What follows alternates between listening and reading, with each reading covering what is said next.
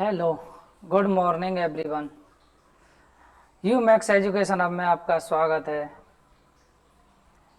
और आज आज, आज हम हिंदी व्याकरण शुरू करने वाले हैं। क्या करने वाले हैं बेटा? हिंदी व्याकरण। हमारा यूट्यूब चैनल है HMU मैक्स एजुकेशन हब। तो हम हिंदी व्याकरण शुरू करने वाले हैं। तो आज हम पाठ्यक्रम के बारे में चर्चा करेंगे कि हिंदी व्याकरण का पाठ्यक्रम क्या होने वाला है। हमारा जो जो टॉपिक हम कंप्लीट करेंगे, तो हम क्या स्टार्ट करने वाले हैं बेटा? हिंदी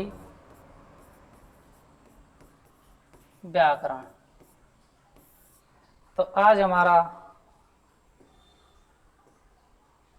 टॉपिक रहने वाला है, क्या रहने वाला? पाठ्यक्रम। क्या बताना है कि हमें ये चीज़ सबसे पहले हम क्या करेंगे बेटा? हिंदी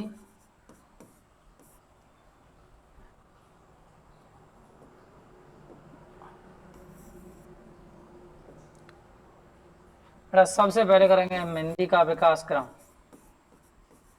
हिंदी का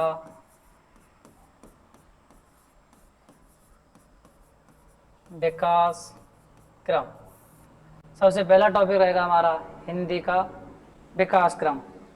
ठीक है बेटा। फिर दूसरा नंबर पर आता है सबसे आसान और सबसे कठिन टॉपिक। सबसे आसान और सबसे हिंदी व्याकरण। हिंदी व्याकरण में हम करने वाले हैं हिंदी वर्णमाला। क्या करने वाले हैं बेटा? सबसे कठिन भी है और सबसे आसान भी है। कुछ बच्चे ये बोलेंगे कि सर आप हमें क्या सिखा रहे हैं, छोटे या बड़े या सिखा रहे हैं, ई सिखा रहे हैं। बेटा यही सबसे कठिन टॉपिक माना जाता है। मेरी नज़र में ये सबसे क्या है? कठिन टॉपिक है। फिर उसके बाद हम करेंगे संधि। फिर चौथा टॉपिक रहेगा समास। क्या रहेगा बेटा? समास। फिर उसके बाद क्या रहेगा? समास। समास के बाद हम उठाएंगे संज्ञा। छठवां रहेगा सर्वनाम। क्या रहेगा? सर्वनाम। सर्वनाम। सर्वनाम के बाद हम लेंगे क्रिया। क्या पढ़ाएंगे बेटा? क्रिया। क्या पढ़ाएंगे? क्रिया। क्रिया के बाद विशेषण। क्या पढ़ाएंगे हम? विशेषण। क्रिया के बाद कौन सा टॉपिक चलेगा बेटा? विशेषण। विशेषण के बाद हम अब आगे आते हैं, कितने हो गए बेटा? 8 टॉपिक हो गए। अब 8 में से अब आएगा 9वां उपसर्ग। क्या पढ़ाएंगे? उपसर्ग। फिर 10वां हो जाएगा बेटा प्रत्यय। उपसर्ग और प्रत्यय आप जानते होंगे कि नहीं जानते बेटा? फिर तत्सम।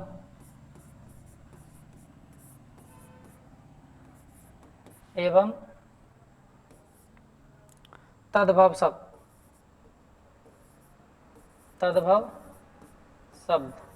तत्सम एवं तद्भव शब्द। फिर उससे आगे उठाते हैं हम पर्यायवाची। पर्यायवाची शब्द। क्या उठाते हैं बेटा? पर्यायवाची शब्द।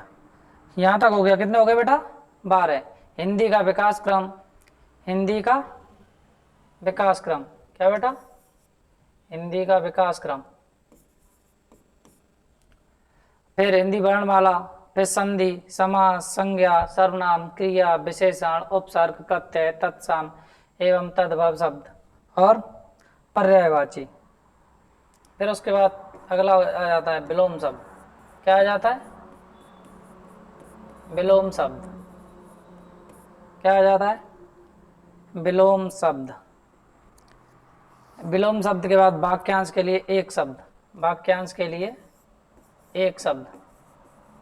वाक्यांश के लिए एक शब्द। वाक्यांश के लिए एक शब्द। फिर अगला टॉपिक आ जाता है 15वां, मुहावरे।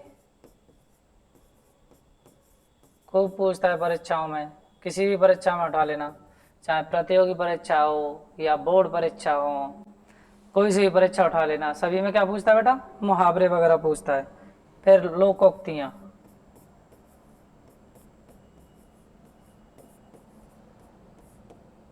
मुहावरे, लोकोक्तियाँ। चलो इसे हम ऊपर कर देते हैं। कितने हो गए बेटा? 16 टॉपिक हो गए। फिर आ जाते हैं हम विराम चिन्हों पर। किस पर? विराम चिन्ह। कौन सा? विराम चिन्ह। फिर उसके बाद प्रसिद्ध कवि, कौन कौन से कवि प्रसिद्ध हैं? प्रसिद्ध कवि और उनकी रचनाएं। प्रसिद्ध कवि, लेखक एवं उनकी रचनाएं। उसके बाद प्रसिद्ध कवि, कौन से प्रसिद्ध कवि हैं, उनकी रचनाएं कौन कौन सी हैं, लेखक हैं, उनकी रचनाएं कौन कौन सी हैं, उनके बारे में थोड़ी जानकारी। फिर 19वां अलंकार। 20वां हो जाएगा छंद। और एक बचता है हमारा 21वां टॉपिक, जो कि सभी प्रतियोगी परीक्षाओं में पूछा जाता है।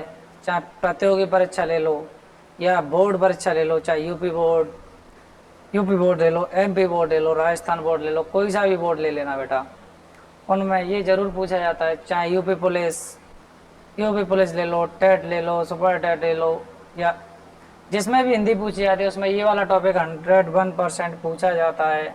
अपठित गद्यांश और पद्यांश। अपठित गद्यांश और पद्यांश। तो बेटा हिंदी व्याकरण तो हम केवल इतना ही पढ़ेंगे, इससे बाहर कुछ जाने वाला भी नहीं है। और जो रह गया हो एक टॉपिक उसे आगे देखेंगे। वैसे मेरी नज़र में तो इतने ही टॉपिक हैं जो हिंदी व्याकरण में आते हैं। अगर इससे ज़्यादा रह गया हो तो फिर मुझे मैसेज करके बता देना, सर ये वाला टॉपिक रह गया, तो वो वाला टॉपिक भी मैं इसमें ऐड कर दूंगा। उसे भी कोशिश करूंगा पढ़ाने की, लेकिन मेरे अनुसार ये कंप्लीट व्याकरण है, जितने भी है पूरे हिंदी व्याकरण यही है। ठीक है बेटा, तो अब हम सबसे पहले किस पे आते हैं बेटा? हिंदी व्याकरण। हिंदी व्याकरण के बारे में जानकारी होनी जरूरी है। पहले क्या होनी जरूरी है? हिंदी व्याकरण के बारे में जानकारी होना जरूरी है। अब व्याकरण होती क्या है? हिंदी व्याकरण, पहले उसके बारे में पता होना जरूरी है। हिंदी व्याकरण होती क्या है? हिंदी व्याकरण होती है व्याकरण। पहले तो इन व्याकरण क्या होती है? व्याकरण की परिभाषा को देखें तो व्याकरण होती है, व्याकरण की परिभाषा, व्याकरण के अनुसार ही हम क्या करते हैं बेटा? बोलना, लिखना, पढ़ना आदि सब क्या करते हैं? व्याकरण के द्वारा ही सीखते हैं। बिना व्याकरण के हम नहीं सीख सकते। तो ये हमारा पाठ्यक्रम कंप्लीट हो गया। अब हम आगे से जो भी है वो कल टॉपिक स्टार्ट करेंगे, कल से। धन्यवाद। स्टॉप।